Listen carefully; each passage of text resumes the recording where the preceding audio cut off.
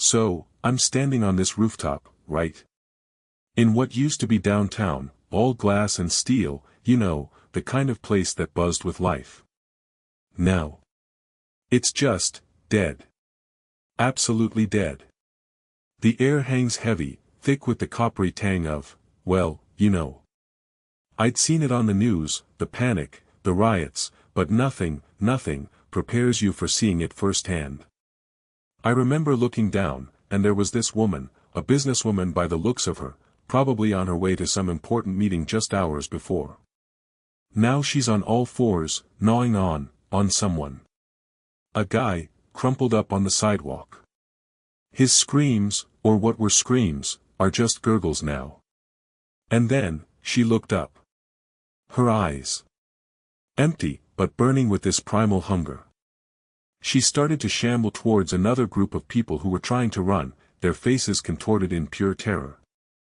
They weren't fast enough. I saw them go down, one by one. The sound, it's something that burrows into your brain and stays there. It's not just the biting, it's the tearing. And the sounds of those who are still alive trying to fight back, their own desperate cries mixing with the guttural groans of the infected. It's a symphony of hell. My stomach churned so hard I thought I was going to pass out. But you can't. Not if you want to live.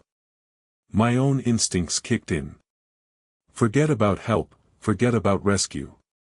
It's every person for themselves now. I scrambled back from the edge, my heart hammering against my ribs like it was trying to escape. My hands were shaking so bad I could barely grip the edge of the rooftop. What do you even do? Where do you go? Every shadow, every sound, every distant scream, it all just fuels this cold dread that's settling in my gut. I'm all alone, completely cut off. I've got a few cans of beans, some stale crackers. Water is the real killer. I've been rationing it, drinking less than I need. You see people, desperate people, and you can't trust them. You just can't. I saw a guy try to steal a bottle of water from a woman yesterday. He knocked her down and just took it. She was crying, pleading. He didn't even blink. What would you do if you were starving, dehydrated, and saw a lifeline right there? Would you fight for it? Or would you share? It's a question I keep asking myself, and I don't have a good answer. The paranoia is almost as bad as the hunger. Look, if anyone is out there, if anyone can hear this. I'm recording this on my phone, hoping it gets out somehow. This might be it for me. I don't know how much longer I can last. If you find this, if you find me, just remember. Remember what happened. And please, if you're still alive, if you're out there, hit that subscribe button, give this a like. It's probably my last chance to leave something behind, a record. Just do it. The cold seeps into my bones.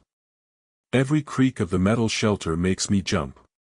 I haven't seen another living soul in days, not since the last time I scavenged the ruins. The hunger is a constant, gnawing thing, a dull ache that never quite goes away. I ration the last of the dried rations, trying to make each bite last, but it's a losing battle.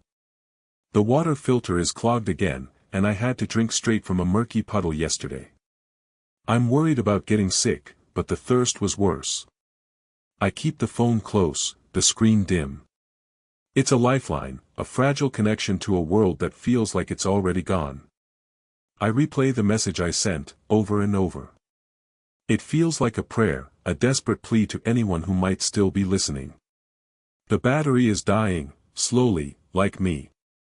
I've been trying to conserve it, only turning it on when I feel a surge of something, a flicker of hope or just sheer terror, strong enough to make me believe I need to document it. My hands shake as I try to patch up a tear in my worn jacket. The wind whips through the gaps, a constant reminder of how exposed I am. Every shadow seems to move, every distant sound could be something hostile. I've seen what's out there. The others. The ones who changed.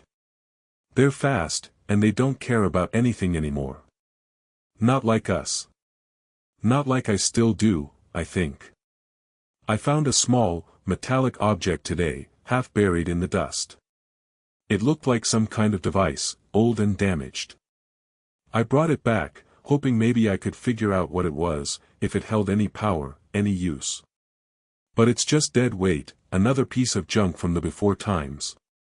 Or maybe it's something more. I keep turning it over in my hands, trying to decipher its purpose, its secrets. The sky is starting to turn a bruised purple. Night is coming again, and with it, the deeper chill, the amplified sounds of the world outside. I need to find a better place to hide, somewhere more secure, but my legs feel heavy, like lead. The thought of moving is almost too much. I huddle deeper into the shelter, pulling the tattered blanket tighter around myself. The hunger pangs are sharper now, a desperate gnawing in my stomach. I close my eyes, trying to conjure images of food, of warmth, of a time when things were different. It's a foolish exercise, I know, but it's all I have left. The screeching started first. Not like anything I'd ever heard, not an animal, not human. It was wet. Like something tearing itself apart from the inside. I was in the supermarket, trying to find some canned beans, the shelves already picked clean except for a few dusty jars of pickles. Then the screaming started, real screams, from outside. I peeked through the cracked glass door. Chaos. People running, but not away from something, toward something. And then I saw it. A woman, her face, what was left of it, twisted into a rictus of pure, unadulterated hunger, lunging at a man. Her jaw was unhinged, hanging at an impossible angle, and there was this goo dripping from her mouth. The man, he just stood there for a second, frozen, then she was on him. The sounds that came from him were just awful. Like a pig being slaughtered, but worse. Much, much worse. I slammed the door shut, my heart hammering against my ribs like a trapped bird. My hands were shaking so bad I couldn't even hold the shopping cart. I dropped it. The cans clattered, a pathetic sound in the growing cacophony. I needed to get out. Not the supermarket, but out. Out of the city. I remembered my uncle talking about his cabin, way up in the mountains. Isolated. No one would find us there. Us? Who was us? It was just me. My parents, they were gone. The news reports, the panicked calls, then nothing. I pushed that thought down, hard. Can't think about that now. I stumbled out the back exit of the store, into an alleyway. The air smelled thick, metallic, like old blood and something rotten. A man, his eyes milky and vacant, was shuffling towards me.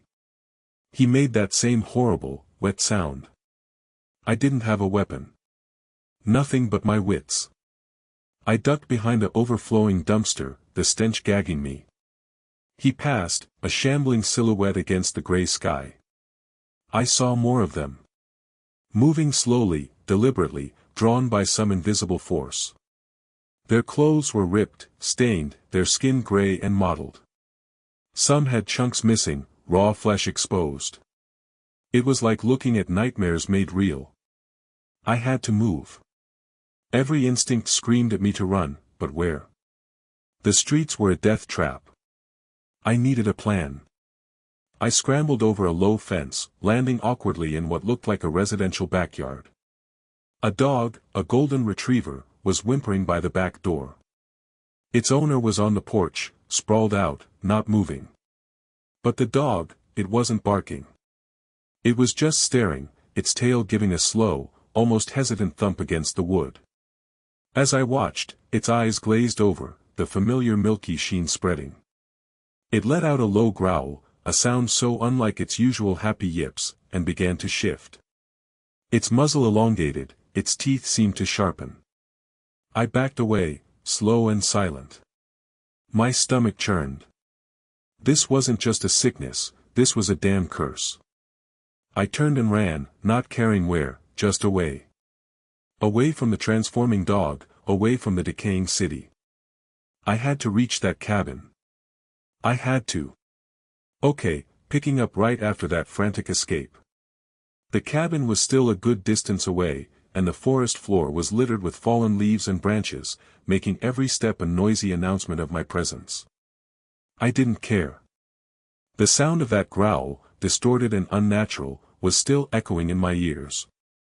The thought of that sweet, goofy dog becoming, whatever that was almost too much to bear. But the immediate danger was still the city behind me, and whatever was happening to its inhabitants. I pushed harder, my lungs burning, my legs pumping. As I got further from the city limits, the air seemed to change. It wasn't just cleaner, it felt heavier. Like a thick fog was rolling in, even though the sky above was clear. The trees pressed in closer, their branches looking more like grasping claws than welcoming shade. A strange silence had fallen, the usual chirping of birds and rustling of small animals completely absent. It was as if the entire natural world was holding its breath, waiting. I stumbled a bit, catching myself on a rough tree trunk. Looking back, I could see the sickly, gray haze that now completely obscured the city. It wasn't smoke, not exactly. It was more like a living cloud, pulsating with a faint, unpleasant light. I could almost feel a cold radiating from it, even from this distance. Whatever was happening in there, it was spreading, or at least its influence was. My focus had to be on the cabin. It was my only hope of finding answers, or at least a safe place to figure out what in the world was going on. I scanned the trees, trying to recall the landmarks I'd seen on the way in before everything went south. The oddly shaped boulder, the stream that always gurgled louder after a rain, they were all there, thankfully. The forest was vast, but I had a general sense of direction. The silence was the worst part. Usually, I'd welcome the quiet of the woods, but this was different. This was an oppressive, unnatural quiet, like the world had been muted. It made me jumpy. Every snapping twig, every rustle of leaves under my feet, sounded like a predator closing in. I gripped the sturdy branch I'd picked up earlier, feeling utterly unprepared for whatever I might encounter. My mind kept replaying the image of the dog, its eyes turning that awful milky color. Was it contagious? Was it a disease? Or something far older, far worse? I needed to get to that cabin. I needed to know if anyone else had made it out, if there was any explanation for this madness. The path ahead seemed to stretch on forever, and the unnatural gloom of the forest deepened with every passing minute. I quickened my pace, a knot of dread tightening in my chest. The cabin was my destination, but the question of what I would find there, or what might find me first, was the real terror. The trees grew thicker, their branches interlocking overhead, blotting out any hint of sky. It was as if the forest itself was breathing, a silent, oppressive presence. I pushed aside a curtain of dripping leaves, expecting to see the clearing where the cabin should be. Instead, I stumbled into a patch of unnaturally still water. It reflected the gnarled branches above like a dark mirror, and a faint, sweet smell hung in the air, something sickly and cloying. Panic, cold and sharp, pricked at me. This wasn't right. The clearing should have been open, sunlit even with the canopy. I backed away slowly, my eyes scanning the edges of the stagnant pool. That's when I saw it, half submerged in the murky water, a wooden doll, its painted smile faded and cracked, one glassy eye staring blankly upwards. It looked disturbingly familiar. I forced myself to keep moving, a desperate need to reach solid ground, to escape the unnerving stillness of that place. The gloom seemed to press in, muffling any sound I made.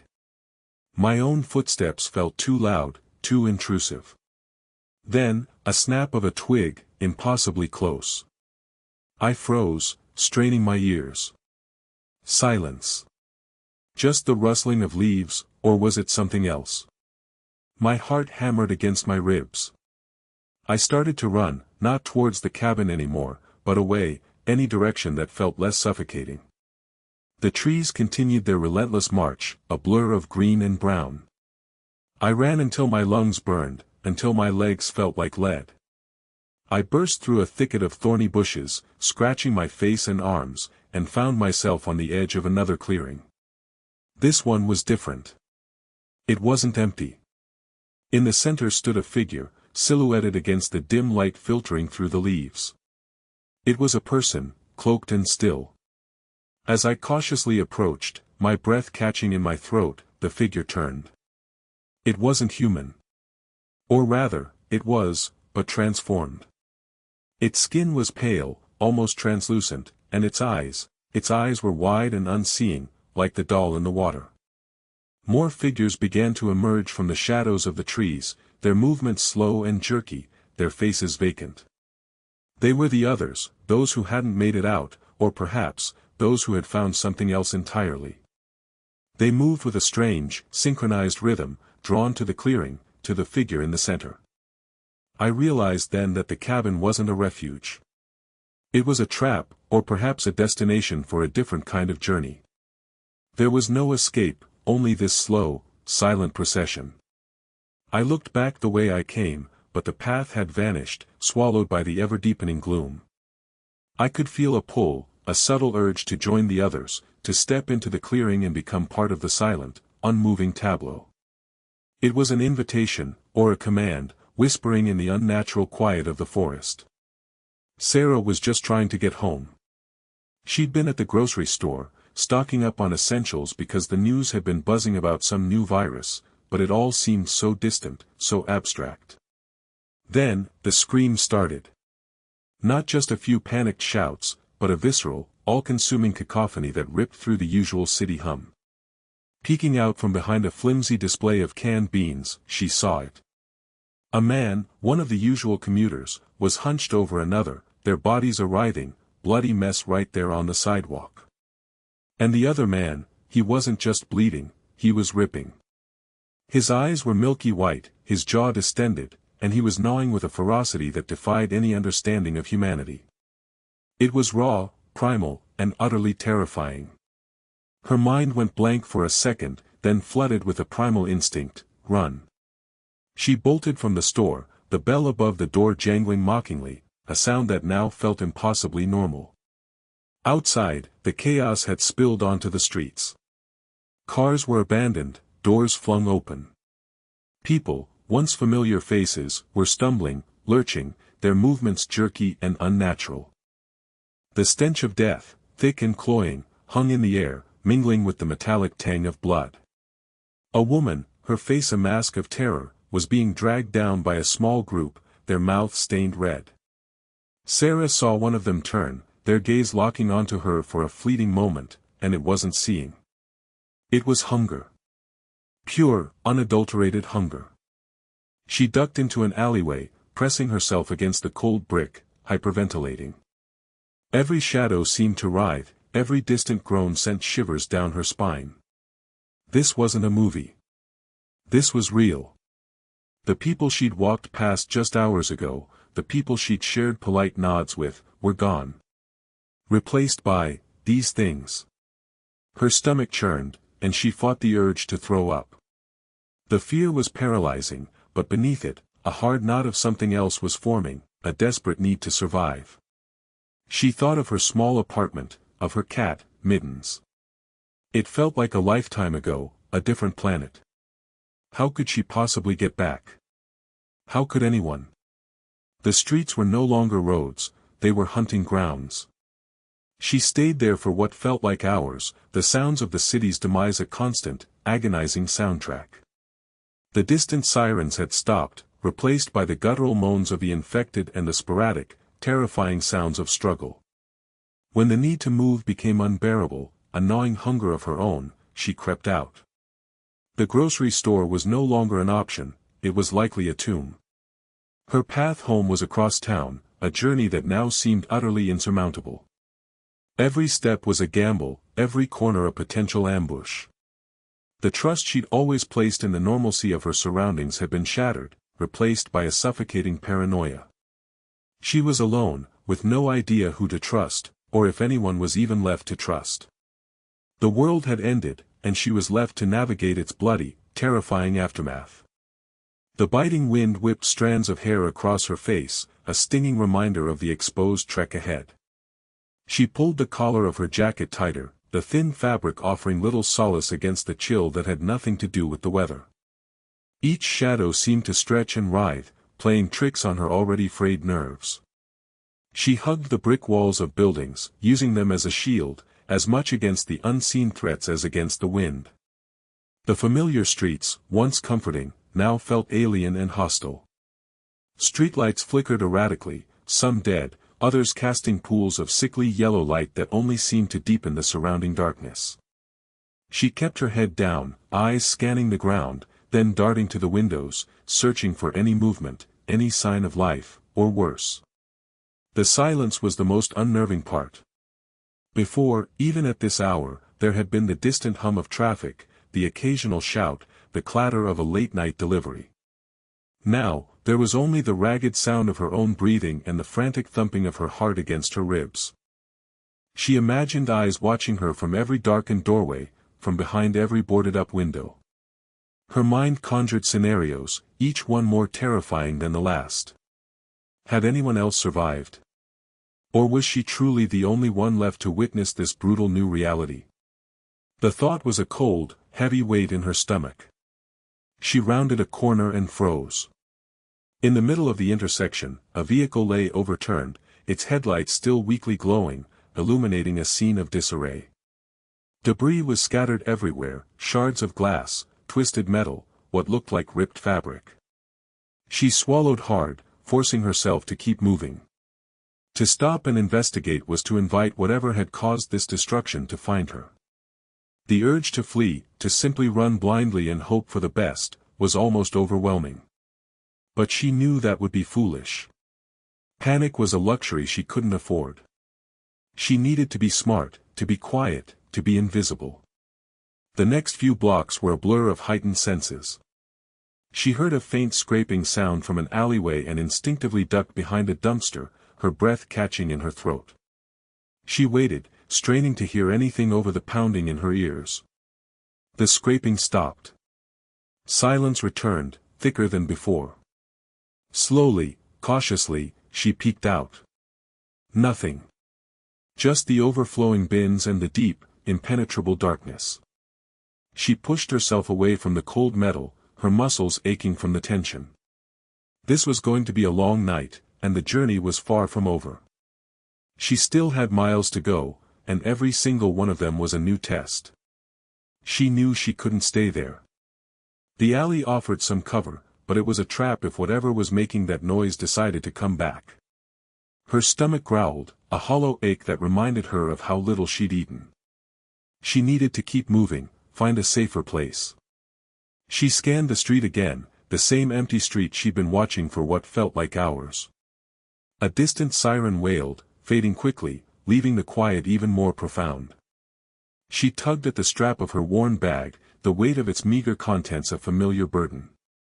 Taking a deep breath, she stepped out of the alley, keeping to the shadows cast by the skeletal buildings. The air was damp and carried the faint, unpleasant smell of stagnant water. Every rustle of wind through unseen branches made her flinch. She kept her eyes fixed on the ground ahead, her senses on high alert. There was a small, abandoned storefront a few blocks down that she'd noticed earlier. It had a boarded-up window, but maybe there was a way in. It was a gamble, but staying put was a bigger one. She moved with a quiet urgency, her steps deliberate and light. The pavement felt uneven beneath her worn soles. As she neared the storefront, she slowed, observing. The boarding was solid, but one of the planks looked looser than the others, as if it had been disturbed recently. Her heart hammered against her ribs. She reached out, testing the wood. It creaked but didn't give way easily. She braced herself, putting her shoulder into it, pushing with all her might. With a protesting groan, the plank shifted inward, revealing a dark opening. It wasn't much, just enough to squeeze through. She hesitated for a second, then wriggled into the dusty interior. Inside, it was pitch black and smelled of mildew and forgotten things. She could hear her own breathing, ragged and loud in the confined space.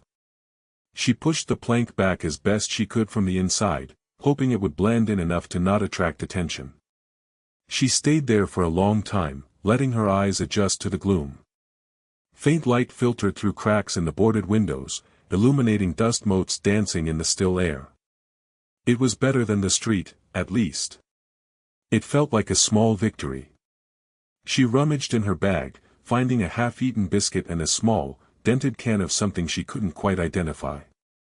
She ate slowly, savoring each meager bite, trying to ignore the gnawing emptiness. The night wore on. She drifted in and out of a restless sleep, the sounds of the city, muted and distant, filtering in. She woke with a start when a faint light appeared near the entrance. She froze, her breath catching in her throat. It was a flashlight beam, moving slowly along the street outside. It lingered for a moment on the storefront, then moved on. She held her breath until the light was gone. The danger hadn't passed, not by a long shot. But for now, she was hidden. The dawn was still hours away, and the journey, as always, continued. Thank you for joining us on this harrowing journey. As the faint glow of dawn began to paint the eastern sky, offering a sliver of hope, the stark reality of survival remained. The memory of that fleeting flashlight beam, a stark reminder of the ever-present threats lurking beyond the relative safety of the darkened storefront, underscored a crucial truth: vigilance is not merely an option, it's the very foundation of continued existence. Each passing moment, each unseen shadow, is a testament to the world that has been reshaped, demanding constant awareness and an unwavering resolve. The initial hours of hiding had been a test of endurance, a silent battle against rising panic. Recalling the lessons learned from whispered tales and desperate survival guides, the importance of remaining calm in the face of overwhelming adversity became profoundly clear. Panic, a predator in its own right, clouds judgment, leading to rash decisions that can have fatal consequences. Instead, a measured breath, a steady heartbeat, and a focused mind are the most potent tools one can possess. This quiet waiting, this period of enforced stillness, allowed for the assessment of the immediate surroundings, the mental mapping of potential escape routes, and the reinforcement of the will to persevere, even when the darkness seemed absolute. The brief glimpse of the outside world through the dusty window had offered more than just a scare, it was a vital piece of information. The erratic sweep of the light suggested a search, perhaps a patrol, or worse, an organized hunt. This knowledge, however unsettling, was invaluable. It meant adapting the next phase of movement, favoring less exposed routes, and understanding the general direction of perceived activity.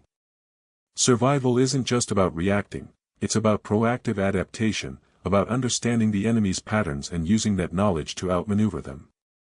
This nuanced approach, honed through observation and a deep respect for the unknown, is what separates those who merely exist from those who truly strive to live.